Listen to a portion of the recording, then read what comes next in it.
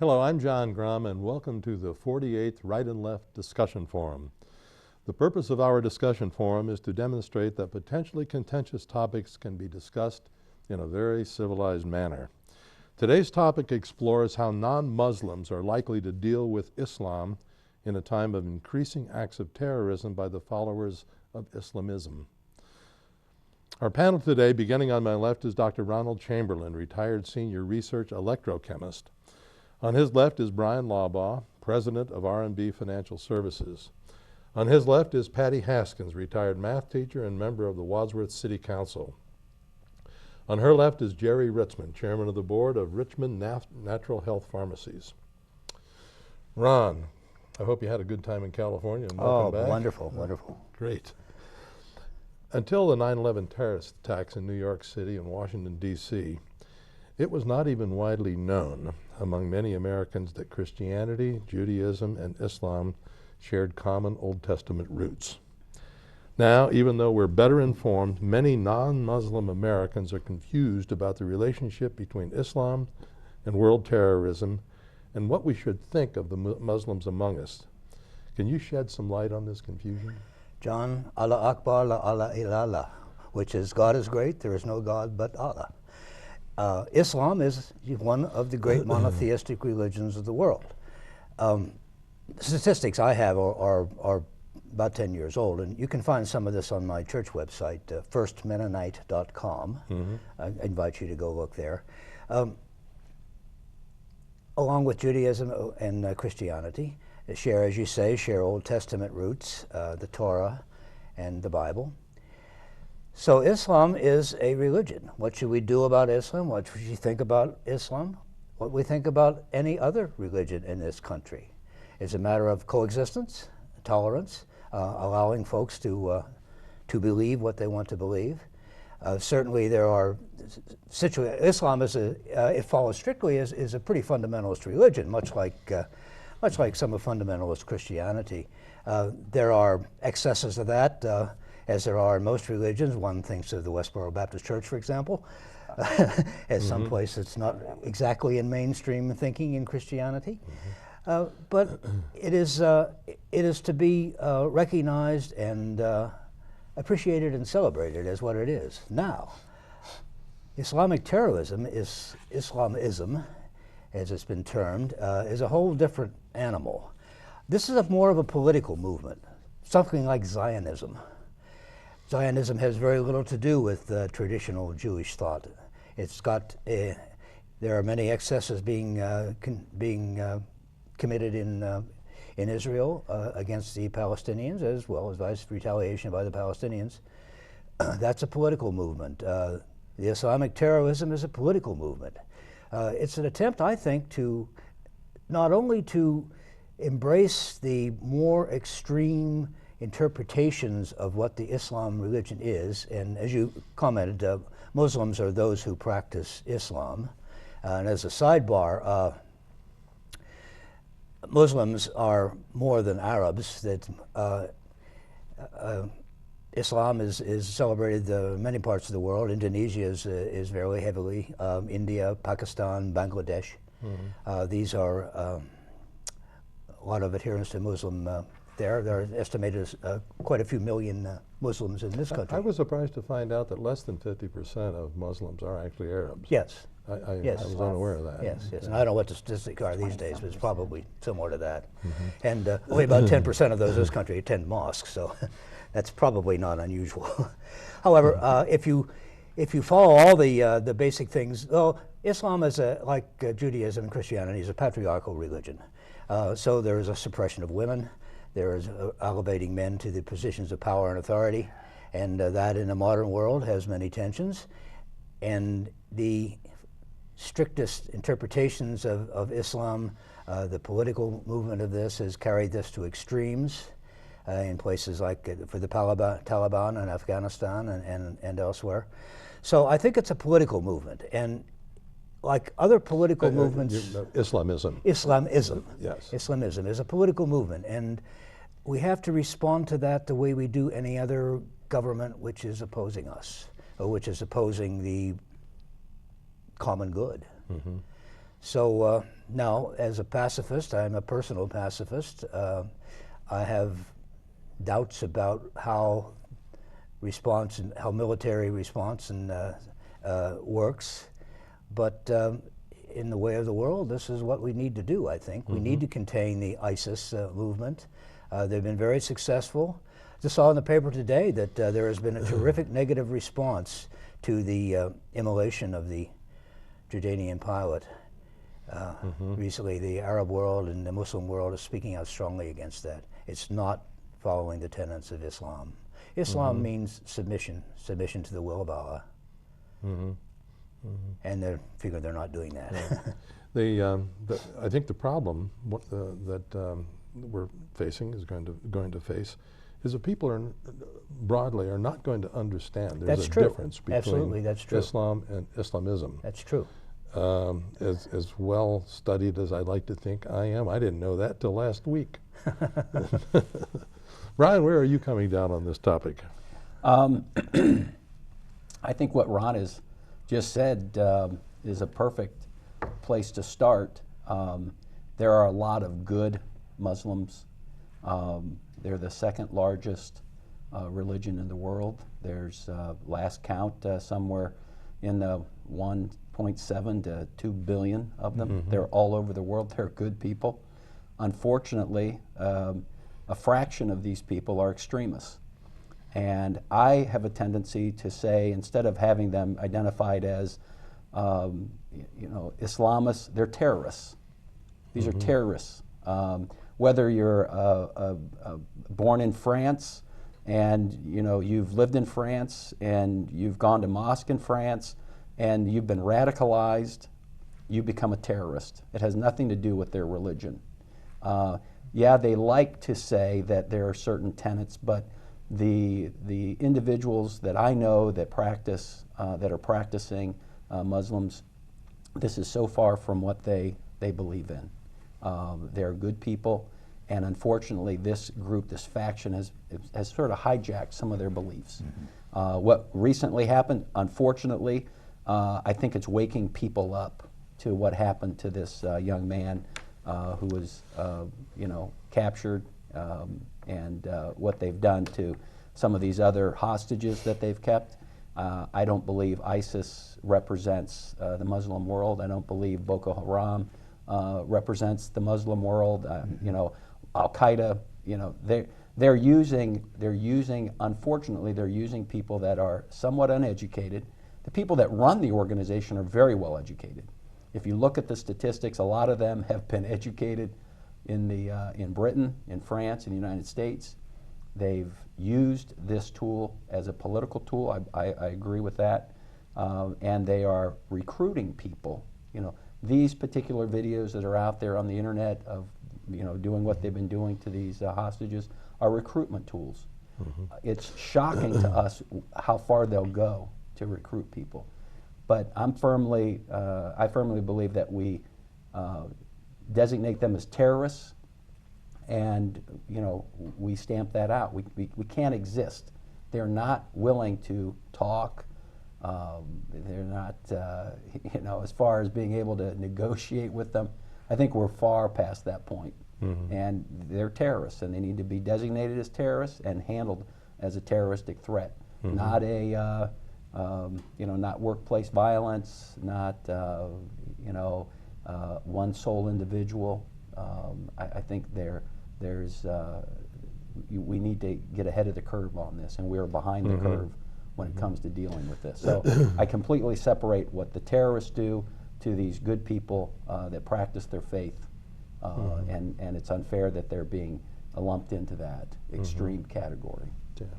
Patty, one of the things that we hear a lot these days is that ISIS or ISIL is a very well-financed, rapidly growing, well-armed faction of Islamism, I think.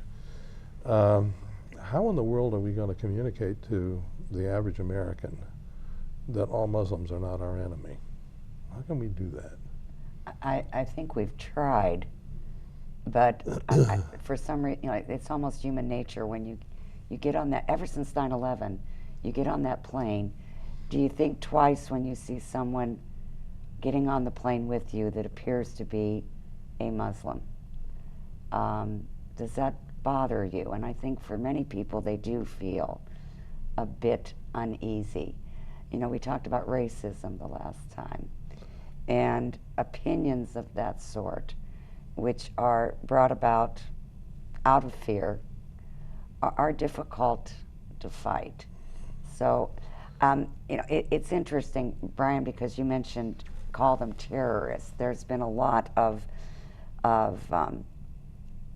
commentary about the fact that Obama does not say Islamic terrorism. And, you know, he has said they're terrorists, period. And when you put that word Islamic in front of it, and I've used it myself, it does make it seem as if it is all the religion as opposed to not some. And, you know, I noticed you didn't use it, which was interesting. I agree with you. They're terrorists, and that's the way they should be judged. Would it be better if we said radical Islamic terrorist? Well, usually I hear Islamic extremists. Extremists. Extremist is the term that I've heard. That's what I meant to say. Yeah, Actually. that's the one I've heard more. You know, I get. The problem with that is it's not really an extreme form of Islam. It's perverting Islam. Well, see, that's what I was going to say. It's not. It is a perversion of Islam. I don't know how religious those that are members of ISIS or ISIL. I'm not sure why there's two names for that. Somebody will have to explain that to me later. But how religious they are. Are they actually following the teachings?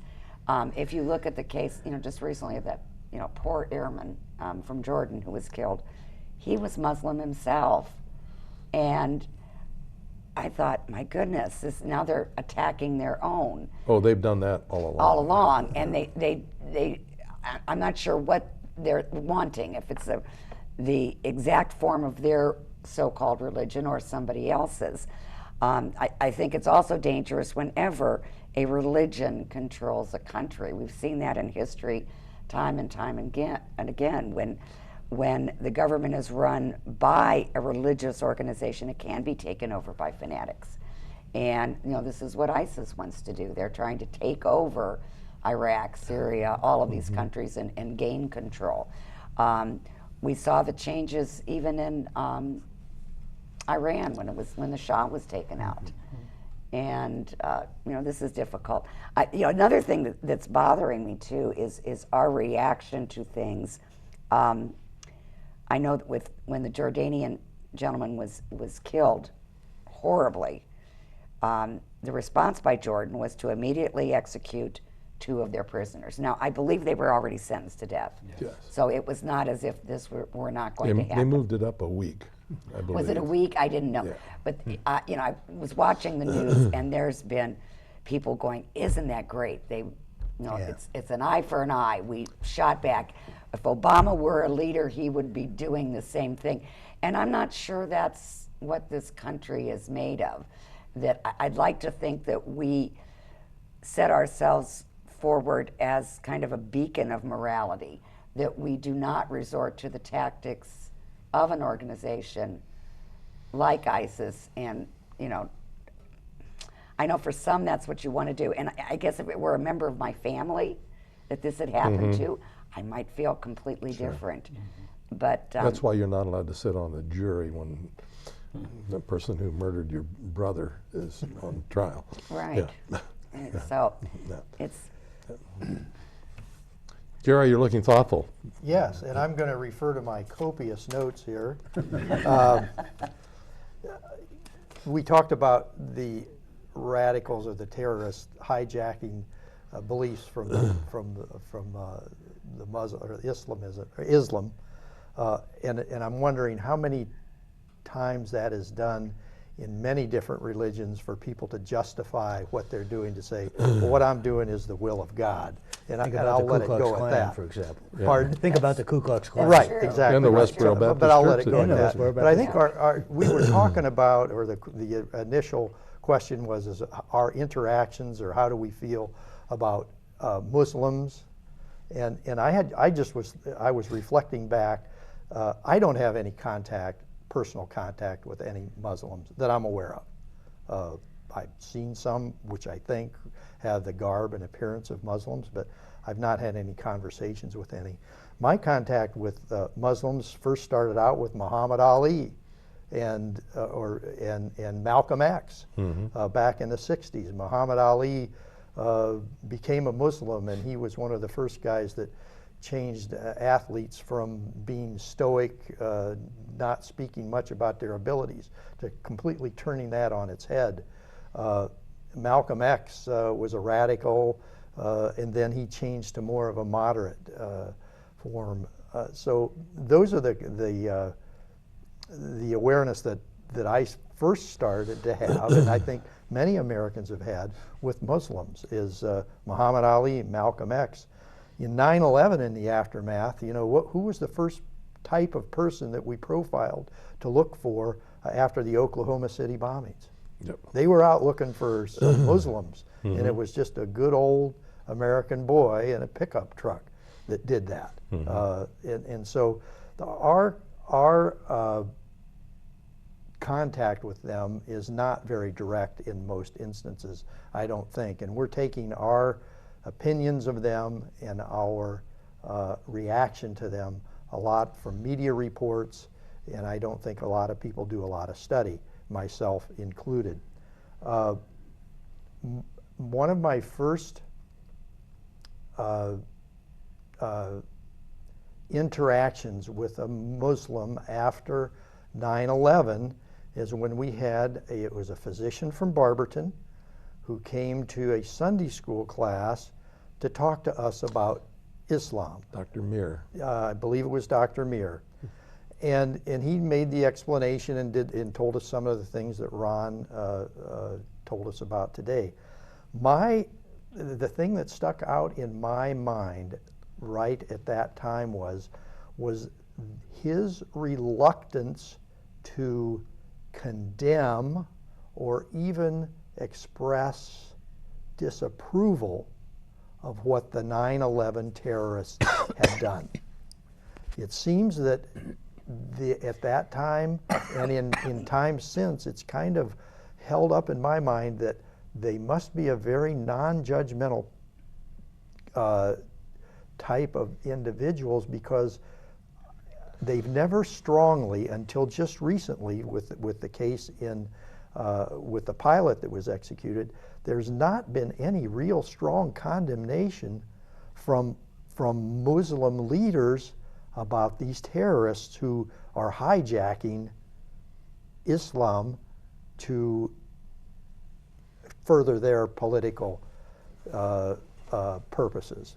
And that's one thing that always impressed me, is that they would not condemn them and then not even express a disapproval. Actually, this pilot who was executed, his family and he didn't think that they should be supporting the fight against ISIS.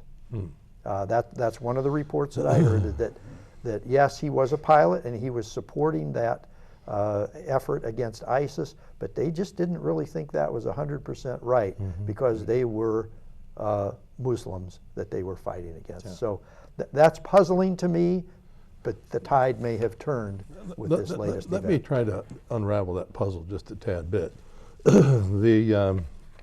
There is a long, long litany of influential Islamic leaders that have condemned terrorism, not very loudly, and they don't get the coverage that Al Sharpton gets talking about racism. But they do indeed condemn it and talk about it, but they're doing it in speeches and at Rotary and things.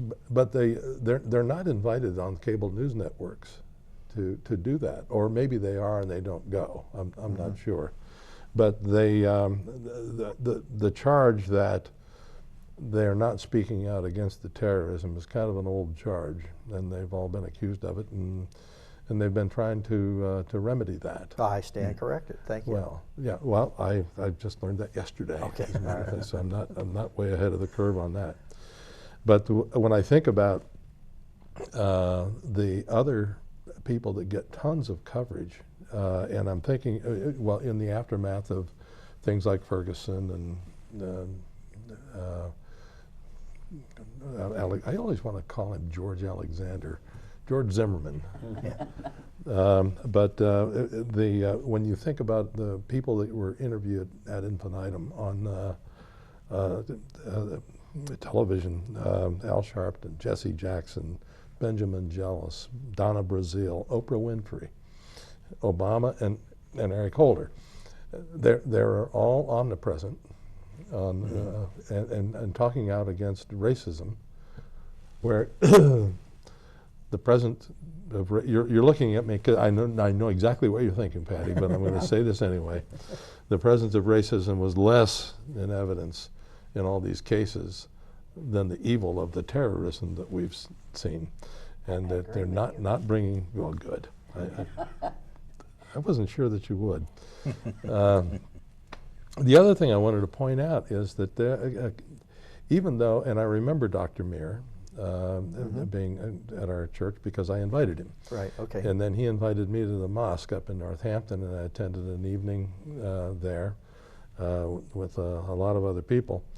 And that they talk constantly about how in Islam, killing an innocent person is like killing all of humanity. It is that thoroughly condemned. However, the killing goes on and on and on. There was, I can't remember the name of the city in Iraq that had been taken over by ISIS. And then ISIS either moved on or was driven out or whatever, and no sooner were they gone than the Iraqi security forces, and I always get this confused, I don't remember whether they're Shiites or Muslims. I believe they're Shiites. Shiites or Sunnis? Pardon me? Shiites or Sunnis? Sunnis. You said Shiites or Muslims. Oh, okay. I don't remember which the people controlling the Iraqi government are whether they're Shiites or Sunnis, but whatever. They went into that area and killed 70 people who they thought were cooperating with ISIS. Their response was kill them. That sticks in a lot of people's craws. You know, you can talk all you want about the horror of killing innocent people, but when you just keep on doing it, you kind of question their sincerity. Well, and that's the tenet of the religion. But you look in, some of their laws, when you say innocent person, some of the things that people are convicted of, especially women, in Saudi Arabia, which is supposedly our ally. You know, was it just recently a woman was stoned to death, and that was her punishment for adultery.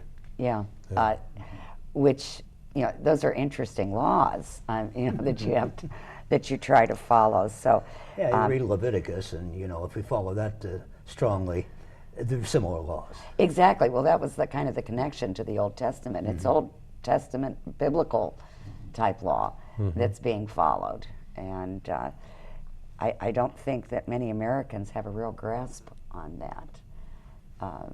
It's, you know, it's interesting. I think many of the Muslims in the United States, however, have become Americanized, you know, to a great degree. My daughter went to elementary at the Elms, and there were quite a few Muslims that attended the school that wore the heads, and you know, they looked like the old nuns. But they did. What was interesting, you know, the one little girl played on Kimmy's volleyball team, and she had to wear pants and long sleeves. She couldn't wear short sleeves. She had to wear long sleeves and long pants. And when her mother showed up at the game, she was in full burqa, you know, covered face and the whole 9 yards. But do you think, though, that over time, with additional terrorist attacks and more people being killed, that American Muslims are in danger? Yeah. When you think back to, you had mentioned earlier about the Japanese internment camps. There was a bombing of Pearl Harbor, and almost the immediate response was to gather up thousands of Japanese American citizens, Niseis, is that what they call it? And you know, and put them in prison, and that how there is such a hair trigger response to events. The Old South, for instance, Emmett Till makes a wisecrack to somebody's wife and winds up getting killed. and how many blacks were hung for even less, just suspicions of things. But can we, if there are enough responses to terrorism, like in Jordan, look how those people are responding. Kill them all. They want to. I think the king of Jordan pledged to a relentless attack against ISIS. They showed pictures of him in his army regalia, and supposedly he went, supposedly went out and flew one of the planes on his attack. So. Oh, is that right? Well, I know he's a pilot. yeah, that's what he was putting out there. Not sure, they haven't confirmed that yet. Yeah, but John, I wouldn't fear any official response to Muslims in America, from like it was in World War II. But I think just grassroots response. Yes, I would fear that from individuals who aren't really thinking through that and lumping all those individuals into one bucket.